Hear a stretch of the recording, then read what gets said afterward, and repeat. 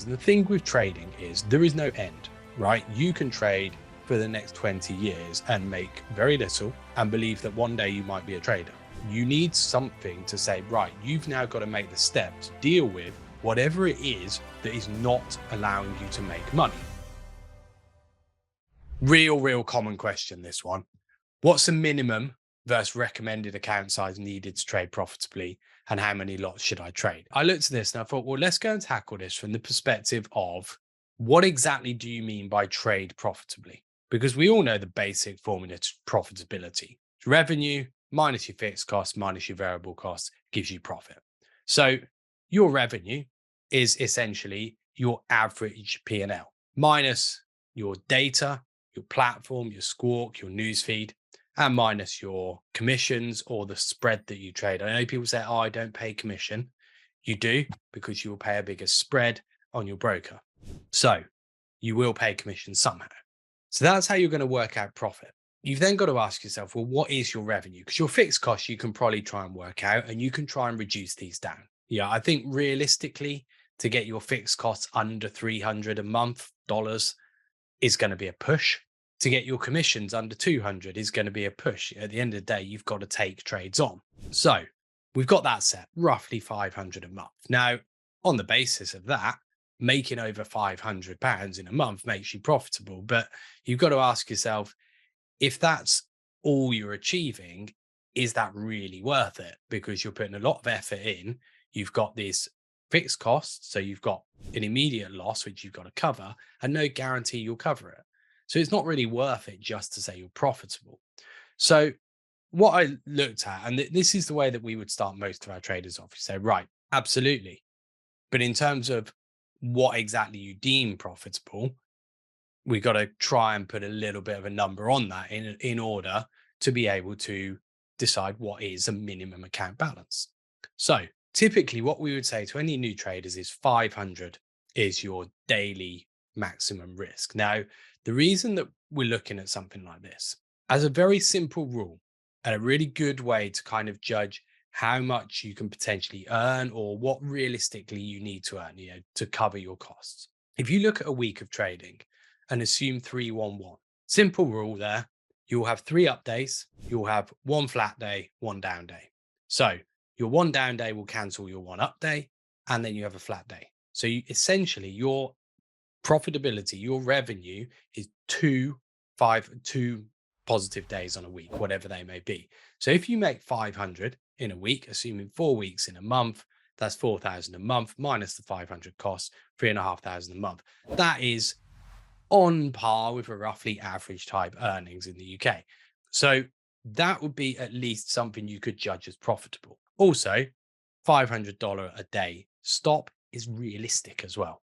You've got to give yourself enough space to trade.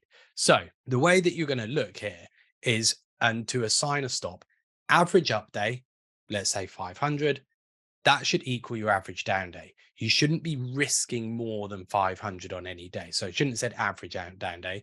I should have said stop. So you don't go below 500 on a day. So if you say an average up day of 500, what this would imply is a minimum account balance of 5,000 to allow you a 10% maximum risk on a day.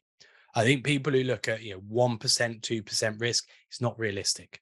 Early in your career, you are always going to be taking on more risk simply because you are starting out. Like any kind of business. Any kind of business takes a much bigger risk in the early parts of their career than any other time within that business's lifetime. Right. How do you know if trading is something you can do for a living and that you're not fooling yourself? This is quite a common thing. And I've seen this, people who've spent 5 years, 10 years learning how to trade, they feel that they might be able to make a bit of money. They might not. They're generally flat. The problem that people often find here is that it's not that you're fooling yourself. It's that you've got no reason to push yourself. And what will happen is something like this. You'll end up with kind of capital preservation. You can go for a long period of time, as long as you don't take major risks, as long as you do have some degree of skill to make a bit of money, what you will end up doing is flatlining. And this can go on and on and on. Right. capital reservation. This is what typically happens. And the thing with trading is there is no end, right? You can trade for the next 20 years and make very little and believe that one day you might be a trader. The thing is, you need something to say, right, you've now got to make the step to deal with whatever it is that is not allowing you to make money. That's the key bit. So I would do this. I would say to yourself, if you're not sure, and if you think, can I do it? Can't I do it?